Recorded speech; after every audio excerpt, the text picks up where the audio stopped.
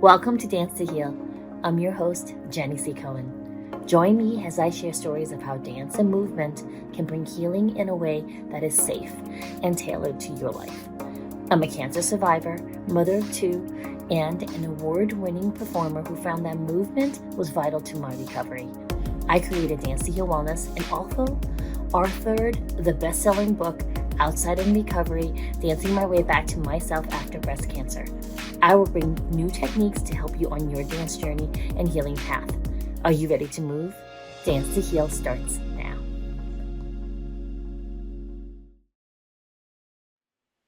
Hello, everyone. Welcome to Dance to Heal podcast. I am beyond ecstatic to have Cindy with us here today. Welcome, Cindy. Thank you. So listen, Cindy's full and extensive bio is on the description of this episode. If you're listening on your car where you're driving, please don't look at the screen. Just remember Cindy, and her last name is Ju. Okay, Ju. And you're going to find that episode to hear about how she's a transformational coach, energy healer, dynamic speaker, and a best-selling author. It goes on with all these really interesting things. And on YouTube, you can see that after Cindy's last name is the energy of being you. All right. So you go to energyofbeingyou.com. That's where Cindy's gift is going to be under Energy Shift Gift. Before we get into that, Cindy and I were just talking about the difference between really formal interviews versus today's flow where we're going to let it go. And I want to ask you, Cindy, is there a difference for you between being formal and then being more improvisational? There is, but also there isn't.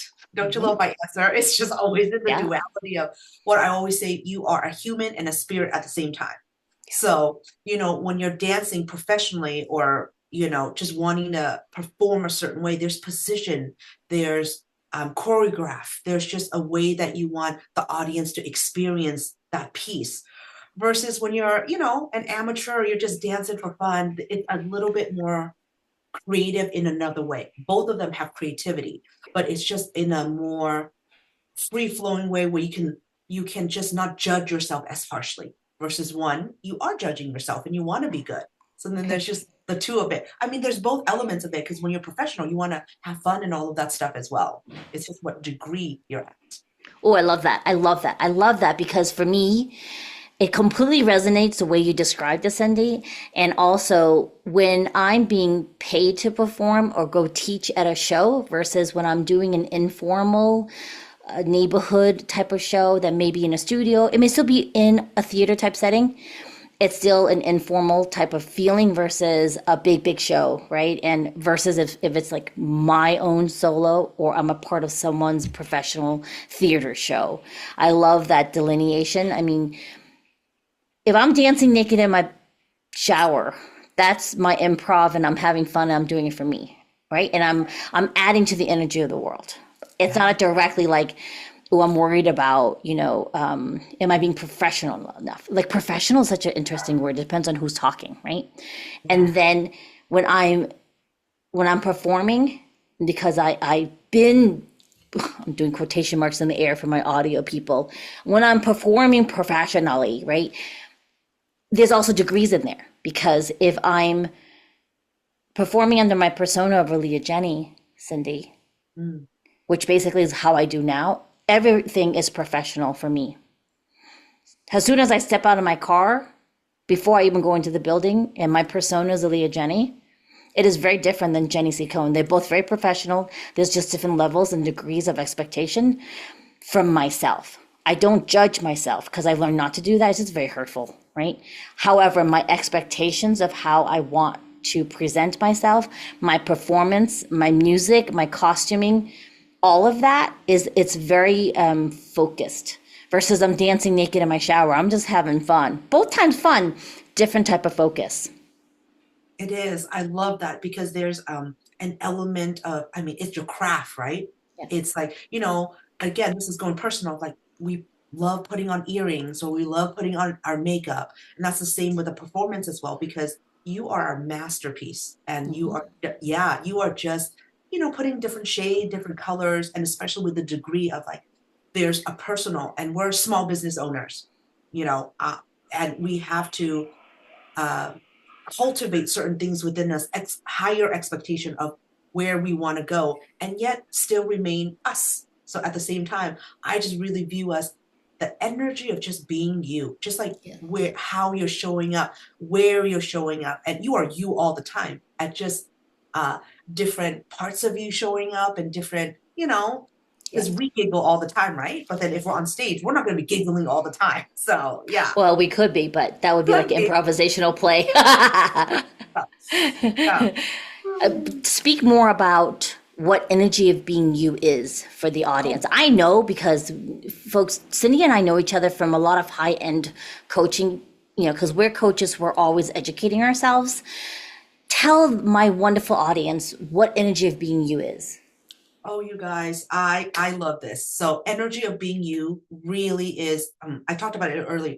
You are human and a spirit at the same time, and the energy of being you is utilizing all parts of you.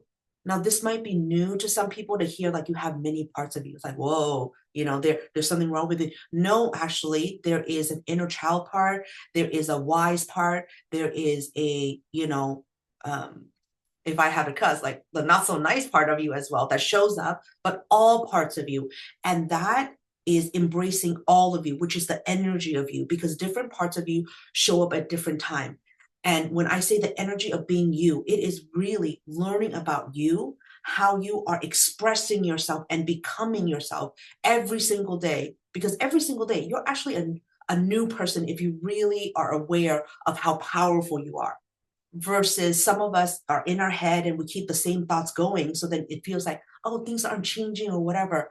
But the energy of you, the fun, the love, the creativity, and the wisdom that you have can always come out.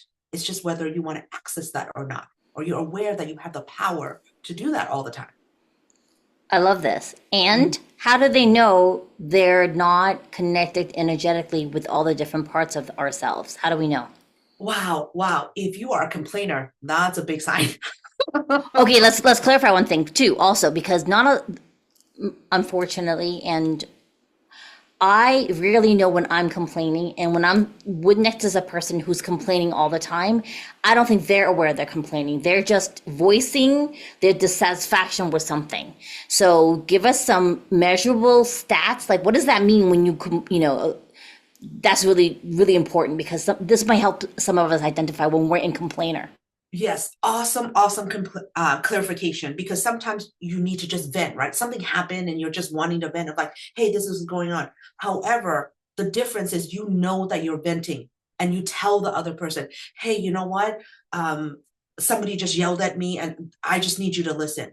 You have to know yourself enough to go, oh, this is what I want to do. Now, when you're complaining, there's a part of you that already knows, but you have to slow down enough to know that. So then when I say you're a complainer, are you complaining with intent, or are you just complaining just to be negative and to complain? There's two different ways to use that energy, to use that time that you're giving yourself or somebody's giving you.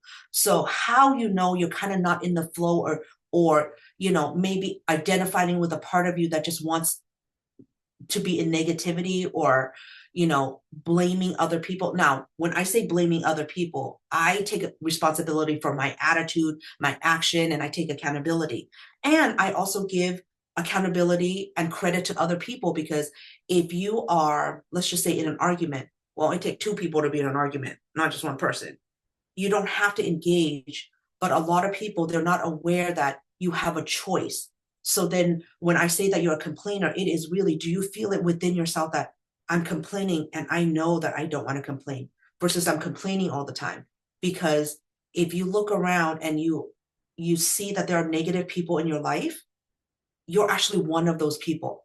Like, this is the cold hard truth of, like, you are actually one of those people. So that it takes you to slow down and to want better for yourself, to go, oh, this person's being negative, what am I doing that's being negative? And of course, you can't change other people. You can only change your own mind, your own reaction, your own thought. So then that's what's come up, like, if you are a complainer, there is a part of you that is drawing that in. So then how to realize you're complainers. Number one, going, oh, I just complain like 5 times a day, 10 times a day. That's the sign that you know, versus, oh, I complain once in a while, or I'm venting. That's the difference in how you're using your energy.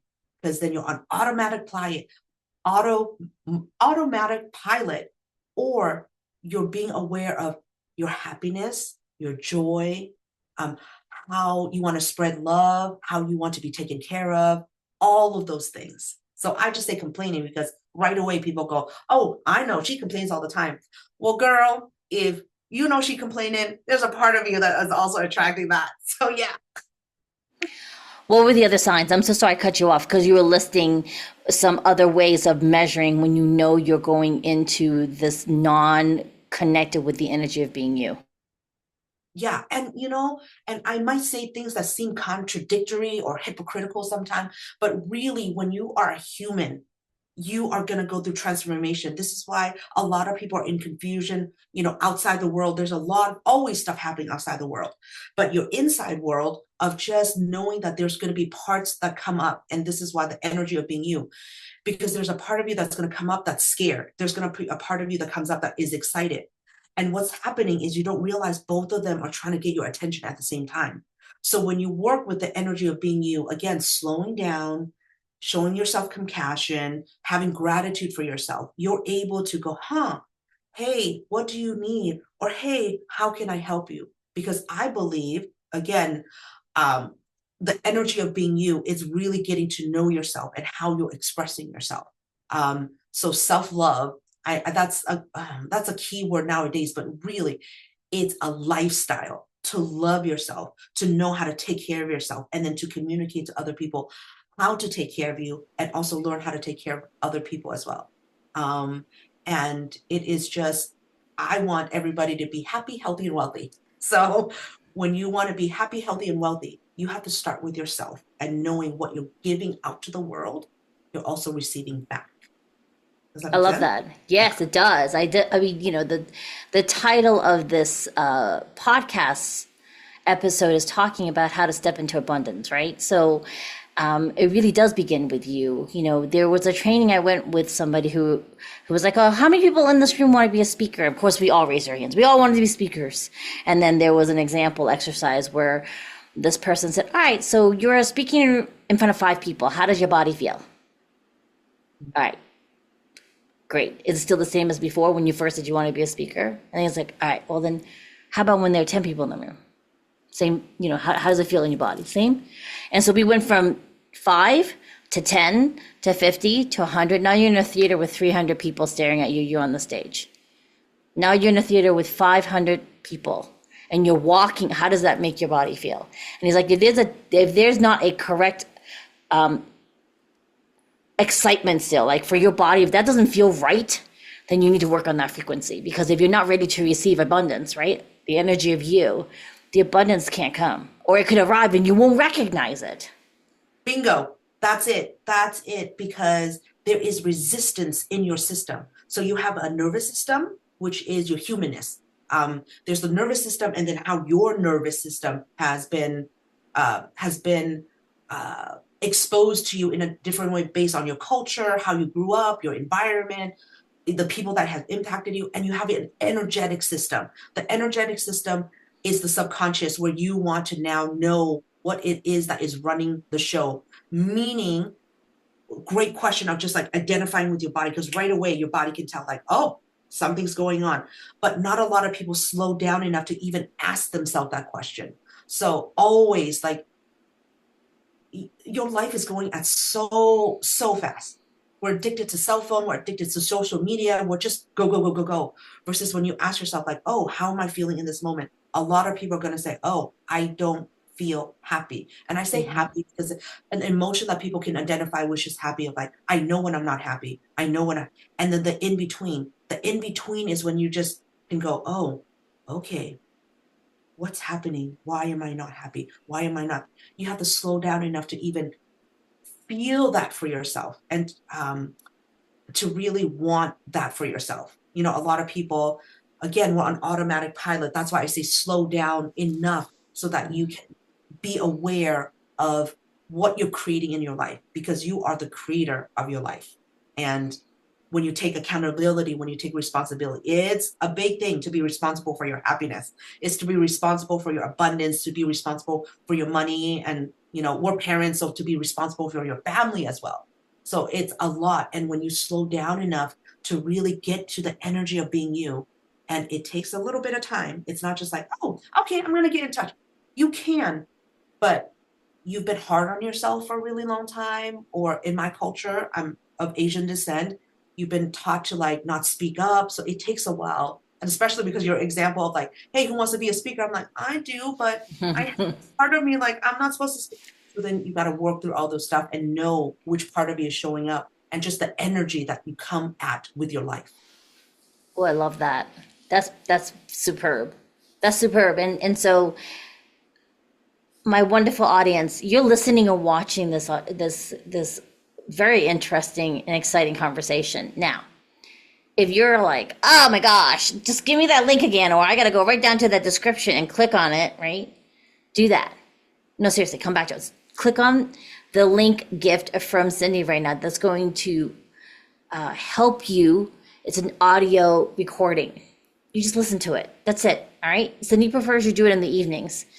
Some of us, though, we like to know what's being said to us when we're sleeping. So I'm going to ask you, right, to do in the past, I've spoken to you audience about checking in with your body through your five senses and take a breath, and then ask yourself, will I benefit from this?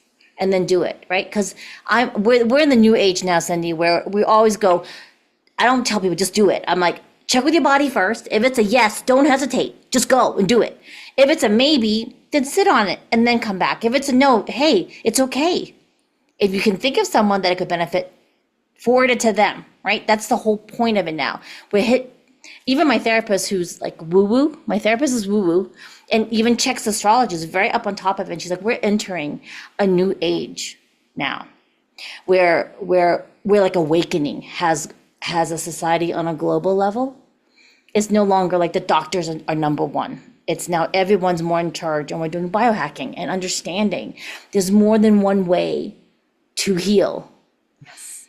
If you're listening to this episode, we're showing you another way to heal, right? And all of my guests come on, they're basically showing you a way to be healing with your own power. You are more powerful than you ever realized. Right, Cindy? Yes, yes, that's exactly it. And when you talk about, the expertise, like I have a team around me, right? I have a team, like I have a therapist, I have a doctor, I have a podiatrist, I have, people around me. I have business coach that really takes care of me. It takes a village to raise me. And one of the people that you're discounting is you, Yep. meaning you are the expert of you. So then you have to cultivate the people around you to take care of you so that you can elevate to that next level where you can, get clients. If you like, if you're a coach and you want to get a client, or if you want to find love and all of this stuff, you have to be the CEO of you, the business of being you, and also realizing that you, this is a little bit controversial. No one's coming to rescue you. It is you taking accountability and being the hero or the villain in your own story and in your own life. And I love that you tell people to check in, because for me, I check in with myself and I go, sometimes in the past, I'm like, I need to be safe. I need to be safe. Yes, you want to be safe and you want to um, um, create that safety environment so that you can receive and you can heal. I use the word I'm safe enough so that I can tell my system of like, hey, I'm good. And like, if I'm safe, I might wait for perfection versus I'm safe enough. I'm going to try something new. If I don't like it, I can stop anytime. So I really invite people to check in with their body, check in with their heart. I know the heart is kind of like, people's like, but I love the heart. The heart is where I'm alive. So check in with your heart, check in with your body. And if it's a yes, go for it. If it's a no, just like Jenny said, maybe you sleep on it or wait on it. But really, when you want to experience abundance and love and all that's in your life, there's a little bit of risk taking. So that I hope people feel safe enough to really try something new in this new age of just healing yourself with energy clearing. I love that. Yes, yes. And understand though, my wonderful audience members, as you're hearing what we're saying, right? some of you may be like, woohoo! And some of you be like, what is this dang fall? What are you talking about? And we are actually mixing up different ideologies because the goal, though, because Cindy and I had had a conversation about this before this interview about being the CEO of your team and like you're the center part, right? Because I used to work in occupational therapy, and I remember in rehab we would meet over. Back then, we were told to call patients clients, so it's hard for me to shift. Now they're clients. Now we're patients again when we're in the hospital. Anyway, so in the rehab hospital, every morning would be the doctor and the social worker and the PT and the OT and the speech and the nursing departments plus additional services, speech pathologists or whatever. They would all gather and meet over every single patient on the floor. And you would have a team of people discussing what gains that person had, what they were still stuck on, so we could come up with the best, safest way to get them home so they wouldn't come back, right? So we're taking that the same idea and now shifting into your life where you're the head doctor, right? Because you're with yourself only. And then you're going to have a team. Within that team, I'm going to add one other team member, someone who's there for you when you're seeing one of your team members. I'm great at being the assistant to any of you. I could go to the doctor's appointment with you and I will have done my research and I know exactly what you forgot to tell them. Medications you're on that they're now prescribing that could contradict whatever the thing is. I know all about that. When I'm the patient, I forget everything. I forget what happened last week. I walk in there and I'm just kind of like, please just give me the answers. And then my husband, who comes with me to a lot of my appointments, he's like, you forgot to tell them this, you forgot to tell them this, you forgot to tell them this, right? So you need an advocate for yourself when you're meeting with any of these people. Now you're saying, oh, well, what do you mean? Like, I have to be micromanaged? We're not saying that. We're saying part of being energetically whole is to understand you can't do it by yourself. You do need, I love this, Cindy. You're like, I need a village to raise Cindy. You, audience member, need a village to raise you. Yeah, exactly. And I love because you have to advocate for yourself and we advocate for other people as well, right? That's what we're so good at. Again, in my culture, it's just kind of like you're taught to like take care of other people. You have to learn how to advocate for yourself as well. This is why we don't speak up or we don't ask the question. Like it might be embarrassing or you might not, but you have to train yourself to be the best advocate for yourself. Because guess what? You are with you all the time. You are with you all the time. And I say this story of like for years I went to get a massage. Okay. Paid for a massage, but then I would never speak up. Like it's too hard or it's too soft, and I wouldn't say anything. I would waste my time. I would come out like that was not a good massage.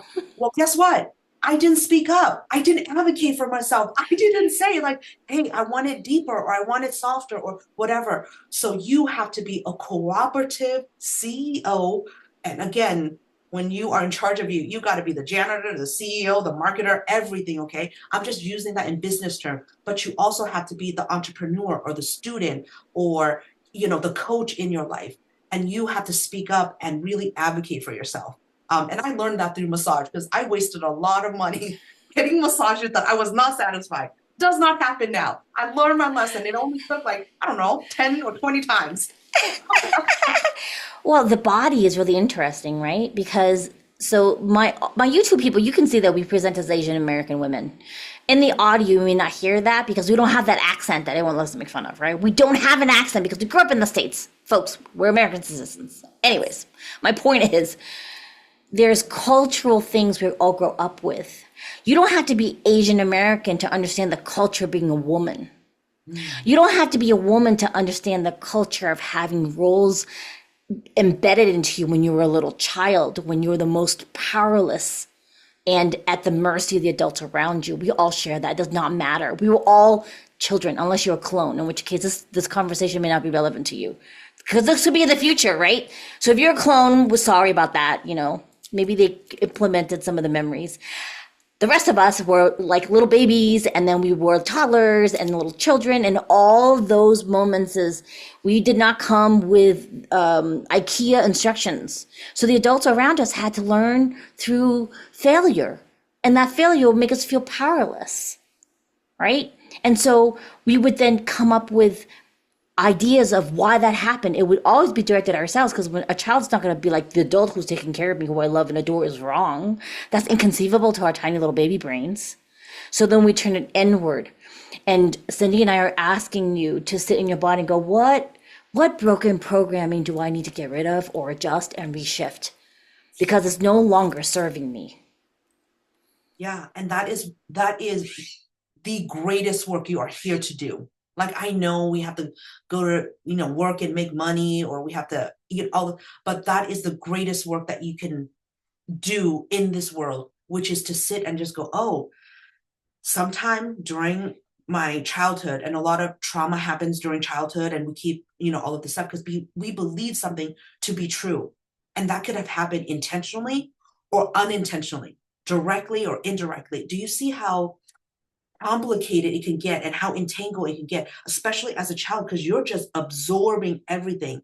And then you get to the point where you grow up and you're just like, oh, why am I this way? You have to take that time for yourself. It's really understanding that you, and deserve is not the right word, it's your birthright to take care of you, to be seen, loved, and heard. That, I believe, is your birthright. And when you sit and just go, oh, do I really believe this? Because some of us, we believe like, oh, you need to work hard for your money, or some of us like, oh, I'm not pretty, or whatever. That is all just your mind going based on the condition that has happened in your life that you believe to be true. But I question what I think all the time, because when you are in alignment with the energy of being you and really being who you are, you don't doubt yourself. Of course we doubt ourselves, but you don't doubt that you are a loving, kind, amazing human being. It's only when those conditions, those survival patterns that come up, that you have those doubt and you go, why am I not good enough? Or why can't I do this? You have to work with all parts of you and within your nervous system and energetic system to really get to the place where it's like, I don't care if I look like a fool. I'm having fun. Or, you know what? I want to be awesome and I'm going to work at it. You just love yourself to another level and you take care of yourself at another level. And really, that's when your life starts to shift. That's your energy changing and abundance is coming in and you're receiving without guilt. A lot of us are receiving with guilt, and receiving is just like, thank you, more please, versus like, okay, I'll receive it, but then I have to pay it back, or what am I going to do with that? So really, the energy of being you is to receive the joy of who you are and to really love yourself to the level where you allow yourself to see your imperfection and the beauty of the messy, beautiful life we are here to live. Oh, I love that. Thank you, Cindy. So be sure you go down into the description of this episode later and access Cindy's gift. And if you're hesitating at all, go to danceandheal.com for my gift. That'll get you right into your body. And then you'll know. The answer is yes, by the way. Okay? You need the gift. However, if you need to work through it, go to that danceandheal.com and get your free course where I do stretching and dancing with you, and then it'll be automatic. I just do both. Just do both. Cindy, thank you so much for coming. We will have to have you come back, okay? Because I feel like we just started to touch the beginning of this conversation, and I'll get in trouble with my editor if I let us go any longer. So that's just an excuse to have you come back, okay? Oh, I would love to come back, and thank you so much for what you do in the world. I look up to you. I'm inspired by you, and I'm so thankful that we're both Asian women, entrepreneurs, and really stepping out there to say, hey, you can do it. You have the ability to be happy, to change your life, to make money, and to really impact the world in a bigger way than you realize. So thank you so much for being that example for me. Oh, thank you, Cindy. Audience members, we'll see you next time. Bye-bye. Thanks for listening to Dance to Heal with Jenny C. Cohen. Come back next time to hear stories of recovery through movement and learn more ways that you can move your body. To work with me and continue your journey, visit outsideinrecovery.com. Are you ready to move?